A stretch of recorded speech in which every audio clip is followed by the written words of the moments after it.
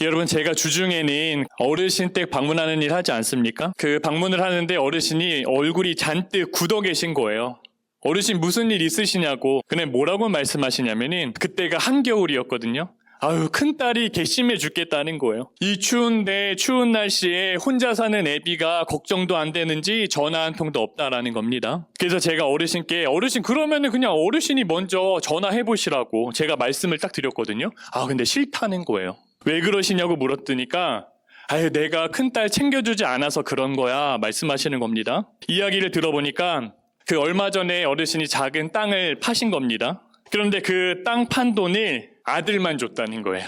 아들이 힘들고 그나마 딸은 그래도 살만하니까 그러면서 90 넘은 애비 걱정 안 한다고 막 노여워 하시는 겁니다. 이 어르신이 95세가 되셨거든요. 제가 그래서 한 가지 제안을 드렸어요. 이제 농촌에 계시면은 그 농협에서 농사 짓는 분들 직불금이 나오거든요. 한 100만 원 정도 나오는데 어르신 그거 나오면은 그 돈 큰딸한테 주면서 맛있는 거 사 먹으라고. 서운한 거 있으면 애비한테 다 말하라고 한번 이렇게 해보시라고. 근데 그것도 싫다는 거예요. 제가 안타까운 마음이 드는 겁니다. 저는 딸도 아니에요. 아들이잖아요, 여러분. 근데 그 따님의 마음이 너무나도 이해가 되는 거예요. 그 이야기 하나만으로도. 여러분, 오늘 말씀을 보면은 하나님께서 이스라엘 백성에게 주신 10계명에서 5번째 계명입니다. 내 부모를 공경하라. 그래야 너희 주 하나님이 너희에게 준 땅에서 너희의 생명이 길리라. 우리가 너무나도 잘 알고 유명한 말씀이지요. 여러분, 그런데 왜 굳이 하나님은 부모를 공경하라는 명령을 주셨을까요?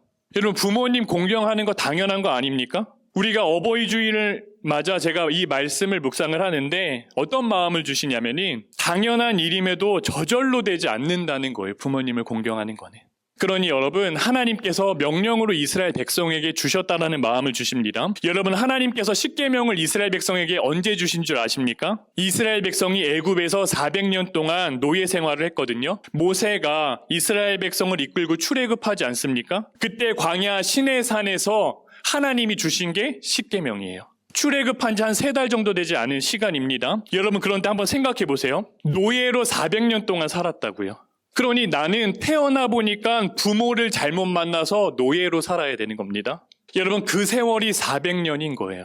누구는 부모 잘 만나가지고 저 애굽 사람들처럼 아주 편하게 잘 살아가는데 나는 부모 잘못 만나가지고 뼈 빠지게 노력하고 일만 하며 살아야 되는 거예요, 여러분. 근데 감사하게도 하나님께서 애굽에서 이렇게 구원하시지 않습니까? 10가지 재앙을 막 애굽 땅에 퍼부으시면서 이스라엘 백성 구원하시잖아요. 자유인이 된 거거든요, 이제는. 그런데 광야 생활은 여러분 어땠습니까? 여기는 마실 물도 없는 겁니다. 먹을 것도 없어요. 그러니 백성들이 모세에게 뭐라고 원망불평했습니까? 애굽에서는 내가 그래도 고기라도 먹었는데 우리를 그냥 이 떼양뼈 사망까지 끌고 와서 굶어 죽이려고 하는 거냐? 막 모세를 원망하지 않습니까? 여러분, 자녀들 입장에서 그러니 한번 생각해 보면은 부모가 가자고 해서 애굽에서 나왔는데 부모가 가자고 하니 나온 거 아닙니까? 그런데 더 고생하는 겁니다. 애굽 땅에서보다. 노예로 살다가 죽으나, 여러분, 광야 사막에서 그냥 굶어 죽으나, 그냥 고생하다 죽으나, 이렇게 죽으나 저렇게 죽으나 똑같은 거라고요. 그러니 여러분, 그때 상황을 제가 가만히 한번 생각해 보면은 이게 자녀들이요, 부모님을 공경할 수 있는 상황이 아니라는 거예요. 그런데 하나님께서 광야에서 나온 지 얼마 되지 않아서 내 부모를 공경하라 말씀하시는 겁니다, 여러분. 해도 되고 안 해도 되는 일이 아니라 영원히 지켜야 할 계명으로 하나님이 그 어려운 순간 부모 공경할 수 없는 자리에서 그 말씀을 주시는 거예요. 여러분, 한국진로적성센터 대표이시고 또 ABC 교회를 목회하시는 박예스더 목사님 그 어렸을 적 간증이거든요. 이분이 무척이나 가난한 집에서 살았다는 거예요. 살림이 너무 힘드니까 어머니가 그 4살, 5살밖에 되지 않은 자기한테 뭐라고 입버릇처럼 말씀하셨냐면은 내가 너를 왜 낳아가지고 내가 이 고생하나. 미쳤어. 그 소리를 들으며 자랐다는 거예요. 여러분, 남동생이 이렇게 늦게 태어났습니다. 살림이 더 어려워지잖아요. 입이 하나 더 늘었으니까. 부모님이 그런데 그 아들만 끼고 나가서 살고 그 어린 목사님은요, 홀로 친척집을 전전하며 살아야 됐다는 거예요. 여러분, 초등학교를 다니면서 전학만 6번 다녔다는 겁니다. 이게 무슨 말이에요? 6군데 친척집을 이리저리 돌아다니면서 겨우겨우 전전하며 산 거라고요. 이게 끝이 아닙니다. 박 목사님이 열심히 공부해가지고 가지고 부모님께 인정받아 보려고. 자기 막 아나운서가 꿈이라고 말씀을 드렸는데 아버지가 고등학교 2학년 때 뭐라고 말씀하시냐면, 야, 너 눈도 없어?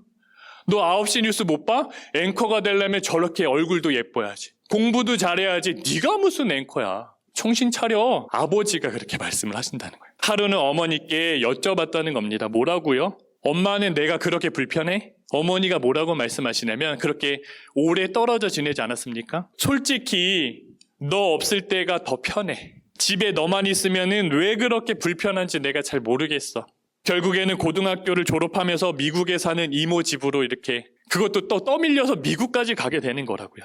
가족으로부터 버림받다시피 해서 미국살이가 그렇게 시작이 됩니다. 이모가 그리스도인이었어요. 조카를 전도하기 위해서 무척이나 애를 썼다는 겁니다. 그런데 목사님께는 하나님이 있으면 내 인생이 이럴 수가 없는 거지. 하나님이 없다라고 그래서 늘 생각하며 살았다는 겁니다. 그래도 이모가 목사님 한번 딱 만나보라고 너무 말씀을 하시니까 이분이 목사님을 만나기 전에, 그래 내가 한번 만나는데 어떻게 했냐면은 성경을 통독을 한 거예요. 내가 꼬치꼬치 다 따져 물어가지고 하나님 없다는 거 증명하겠다. 나 인정하면 내가 교회 가겠다. A4 용지 7장 8장을 아주 빼곡히 썼다는 겁니다. 그래서 목사님이 오셨을 때 그 종이를 들이밀고, 나 이거 좀 설명해 달라고. 내용이 이런 거예요. 태초에 하나님이 천지를 창조하셨다? 이게 말이 되냐고. 가나안에 들어갈 때 하나님이 뭐라고 하셨냐면 어린 아이들까지 싹 다 죽이라고 말하거든요. 아니, 이렇게 잔인한 신을 우리 보고 어떻게 믿으라는 거야? 처녀가 애를 낳았는데 그 아버지가 사람이 아니라 성령이라고? 무슨 말도 안 되는 소리. 그렇게 목사님이 그 7, 8장 되는 거를 꼼꼼히 읽으시더니 뭐라고 말씀을 하셨냐면은, 자매님, 저는 잘 모르겠습니다. 자매님이 직접 하나님께 물어보세요. 그러니까 교회 가서 그 목사님 설교는 못 듣는 겁니다. 죄송하니까. 이모가 새벽 예배 끝나면은 찬송 틀어주면 기도할 시간이 있다고. 그래서 새벽 예배 시간에, 기도 시간에 가서 새벽에 앉았는데 이런 생각이 들더래요. 그래도 왔으니까 인사는 해야지 않나. 하나님 안녕하세요 이렇게 인사를 했는데 눈앞에 점이 하나 찍히더니 너무 눈부시는 빛이 환하게 열리면서 사람도 보이지 않고 찬양 소리도 다 닫혀 버렸다라는 거예요. 시간이 멈춘 그 상황 속에서 흰 옷을 입은 분이 천천히 다가오셔서 자기를 꼭 안아주시는데 아무 말씀도 안 하셨다는 겁니다. 그런데 그 마음이 다 전해지더래요. 다 전해지는 겁니다. 두 팔로 안아주는데 여기가 너무 뜨거워가지고 막 견딜 수가 없을 정도로, 막 이러다가 내가 타 죽는 거 아닐까 한 정도로 뜨겁게 안아주셨다라는 거예요. 여러분, 박 목사님이 그 자리에서 펑펑 우셨다는 겁니다. 누구도 줄 수 없는 위로를 받은 거거든요. 왜냐면은 나 낳아준 엄마도 나 한 번도 안아준 적 없거든요. 말 한마디 살갑게 해준 적도 없거든요. 그런데 그 예수님이 안아주심을 경험하게 된 거잖아요. 자신의 부모를 보면서 하나님이 없다고 말한 사람이라고요. 내 인생 보면 하나님이 도대체 있을 수가 있어? 그런데 진짜 하나님이 만나주시지 않습니까? 그렇게 목사님이 이제는 가족들에게 따는 거 아니에요. 하나님 전하기 위해서 이제 한국으로 들어가고, 아직 어머니 동생은 예수님을 믿지 않지만 아버지는 예수님을 영접하고 하나님 곁으로 가셨거든요. 여러분, 우리가 오늘 말씀에 공경하다는 언어의 의미는 무겁게 여기다라는 거예요. 무겁게 여기다. 그러니 한마디로 그 자리에 올려놓는 겁니다. 왜요? 올려놓아야지만 그 자리에 무게가 느껴지는 거 아닙니까? 그러니 부모를 공경하라는 말은 여러분, 부모로서 인정해드리라는 거예요. 내 삶의 부모의 자리에 우리 부모님을 이렇게 앉혀드리라는 얘기입니다. 여러분, 왜 하나님이 그렇게 말씀하셨을까요? 우리가 부모를 부모로 인정하지 못할 때 진짜 우리의 삶 가운데 큰 문제가 나타나게 됩니다. 여러분, 이런 생각 안 해보셨어요? 하나님이 아담과 하와를 직접 만드시지 않았습니까? 하나님이 창조하셨잖아요, 손수. 그러면 우리도 그렇게 만들면 되지. 왜 굳이 부모를 통해서 이 땅에 나게 하셨을까? 저는 그런 생각이 드는 거예요, 여러분. 당연히 아담과 하와의 죄 때문이죠. 그런데 아담과 하와가 여러분 왜 선악과를 따먹었습니까? 뱀이 뭐라고 말했어요? 너 이거 먹으면 하나님처럼 되는 거야. 그러니 자기가 하나님 자리에 서고 싶은 거예요. 하나님을 여러분 하나님으로 인정하지 않는 거라고요. 그 마음이.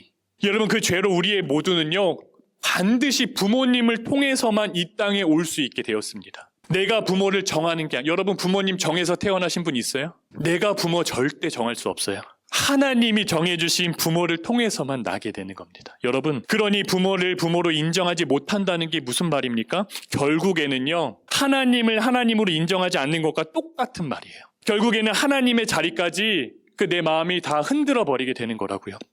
여러분, 말씀을 들으면 우리가 이런 생각할 수가 있습니다. 아니, 목사님, 그래도 제가 하나님을 만나고 변했다고요. 그래서 잘해보려고 가족들에게 무척이나 애도 써봤고, 그런데 우리 가족은 하나도 변하지 않던데요. 아니, 내가 아픈 거는 아랑곳하지도 않고 그냥 예수 믿는 내가 하나님 무조건 참아야 되는 겁니까? 부모님은 여전히 나쁜 말 하시고 나 무시하시고 비교하시고, 도대체 내가 언제까지 이렇게 살아야 되는 거죠? 여러분, 어떤 글이 글 쓴 거를 제가 인터넷에서 봤는데 뭐라고 쓰셨냐면이, 저는 어머니께 2번이나 상해를 받았습니다. 맞은 거예요. 그 후 연락 없이 살아가는데 가족들은 믿는 사람이 그래도 용서하고 공경해야 한다고 말하더군요. 심지어 담임 목사님조차도 제가 받았던 폭력의 심각성이나 제 마음은 생각하지도 않으시고 저의 말에 아무렇지도 않듯이 그래도 부모는 공경하며 사는 것이 성경적이다 말하더군요. 여러분, 제가 이 글을 읽는데 이분이 어떤 마음으로 살았을지, 어떤 마음으로 신앙생활하는지가 느껴지는 겁니다. 여러분, 청파교회 목회하시는 김기성 목사님, 그 잘잘법이라는 유튜브에서 많은 성경 이렇게 풀어주시는 목사님이신데, 예수 믿는 사람은 폭력적인 부모도 품어야 하나요? 라는 질문에 뭐라고 말씀하셨냐면은, 그대로 제가 읽어드릴게요. 폭력이 멈추지 않는다면 갈라서야 합니다. 아브라함과 롯이 함께 지냈는데 둘의 갈등은 없지만 아브라함의 목자들과 롯의 목자들이 우물을 두고 서로 싸웠습니다. 그때 둘은 합의를 합니다. 함께 있으면서 미워하는 것보다 헤어져서 그리워하며 살자. 여러분, 때때로 떨어져 있는 것이 피차 좋을 때가 있어요. 폭력적인 부모를 무조건 품어야 한다? 그건 어떻게 보면 현실적이지 않습니다. 폭력적인 부모로부터 떨어져 지내는 게 맞을 수도 있어요. 그것 때문에 내가 부모를 공경하지 않는 것 아닌가? 전혀 부담을 가질 필요가 없어요. 다만 마음에 한 가지 자리에 두는 겁니다. 저분이 내게 너무나도 큰 상처를 주셨지만 결국 나 있음이, 내가 이 땅에 태어남은 그분을 통해서 왔지.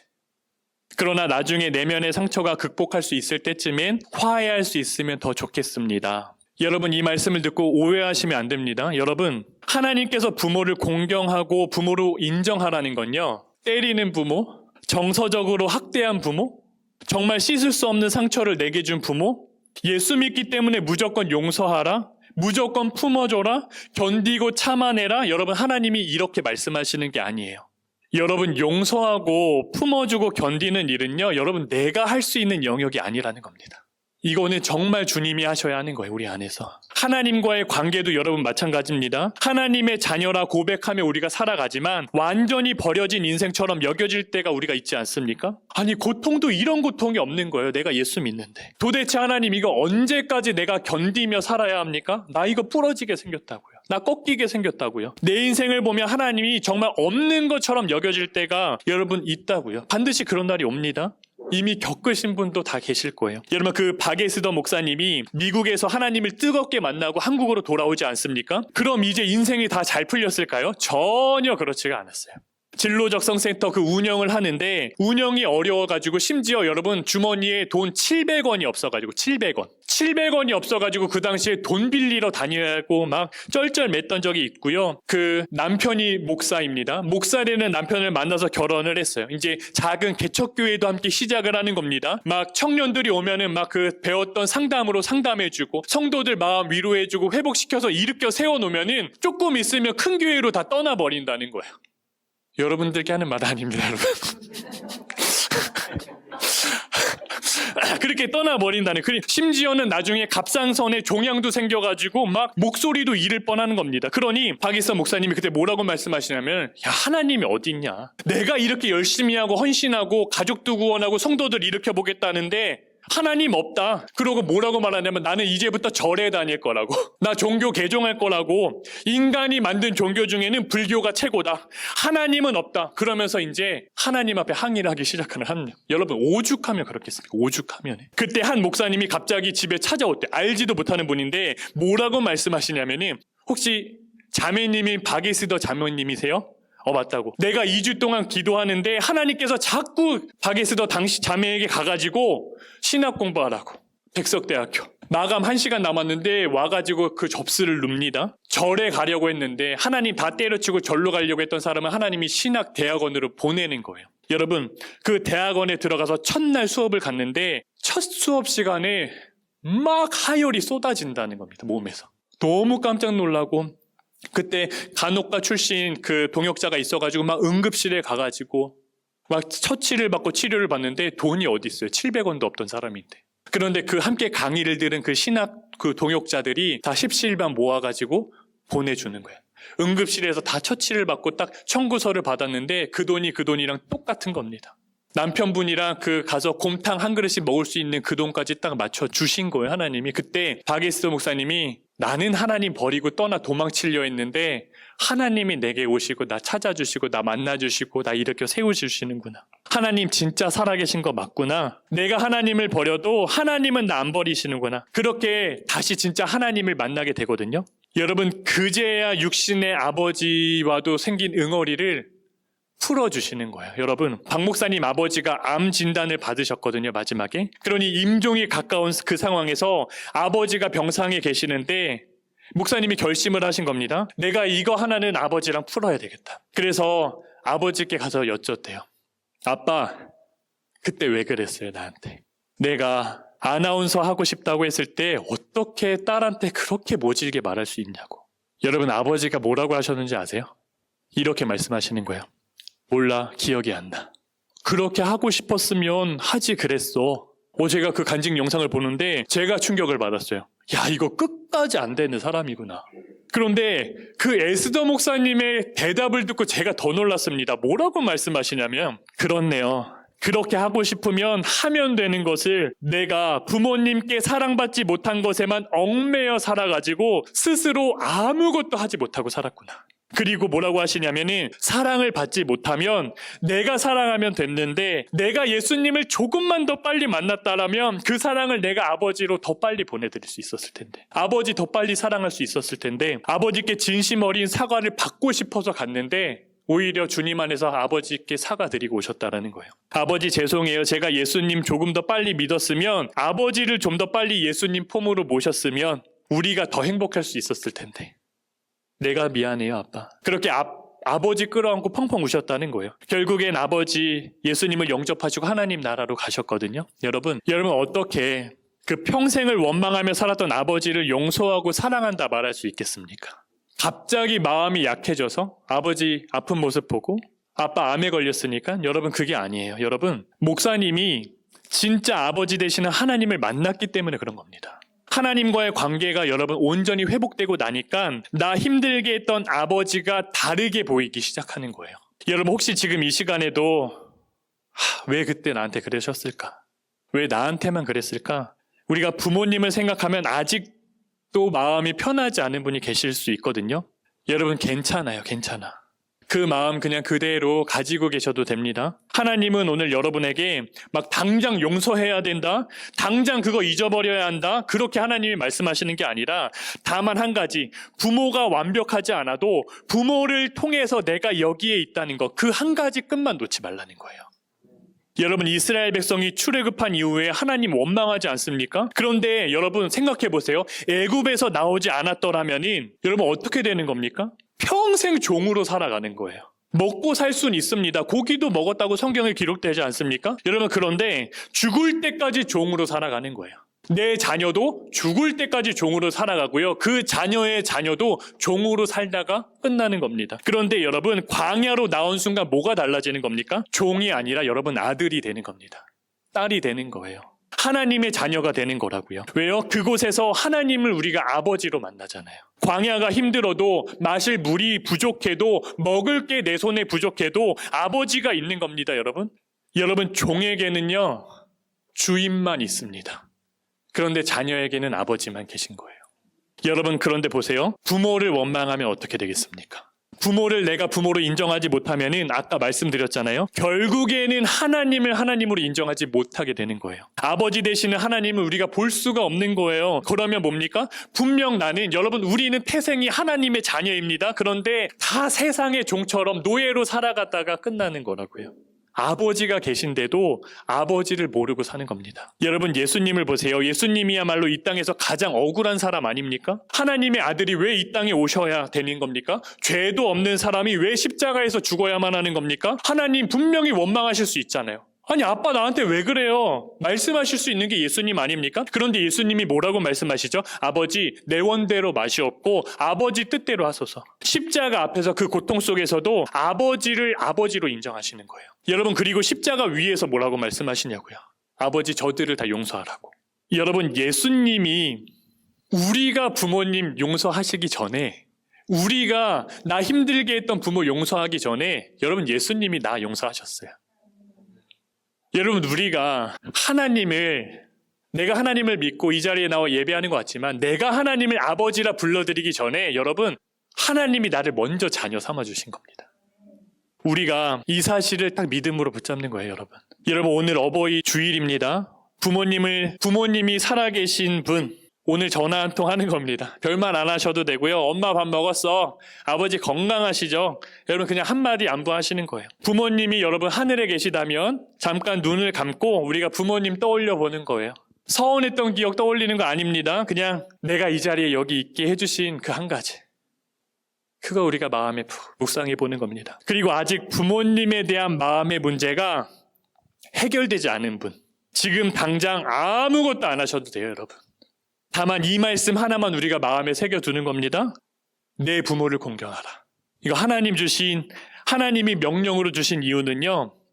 내 뜻대로 안 되고 저절로 안 되니까. 내가 안 되는 줄 하나님이 다 알고 계시니까 내 삶을 누구보다도 잘 아시니까 명령으로 주셨구나. 그걸 믿음으로 붙잡는 거예요, 여러분 우리가. 그렇게 하나님께 나가는 겁니다. 부모를 공경하는 힘은요, 여러분 내 안에서 나오는 게 아니에요, 여러분. 진짜 아버지 되시는 하나님을 내가 만날 때 그때 비로소 여러분 시작되는 거라고요. 박예수도 목사님도 그러지 않으셨습니까? 하나님이 먼저 와서 나 뜨겁게 안아주셨을 때 따지고 물으러 간 자리에서 주님이 나 안아주시잖아요. 엄마도 안아주고 살갑게 말 한마디 안 해주셨던 엄마, 아빠, 내가 그런 인생 살았는데 주님은 아무 말씀 안 하시고 안아만 주시잖아요. 여러분 그제야 아버지가 다르게 보이기 시작되는 겁니다. 그제야. 여러분 하나님께 나아갈 때 하나님은 절대로 우리를 외면하지 않으십니다. 오히려 하나님 앞에 우리가 도착하기도 전에 벗은발로 뛰어나오셔가지고 두 팔 벌려 우리 꼭 안아주시는 분이 하나님이시잖아요. 성경에 기록되어 있잖아요. 여러분 그 품 안에서 하나님이 우리에게 허락하신 부모님이 정말 달리 보이는 은혜가, 막힌 담이 주님 안에서 다 허물어지는 은혜가 여러분들 가정 안에 여러분 삶 가운데 온전히 누려지게 되기를 주의 이름으로 축복을 드립니다.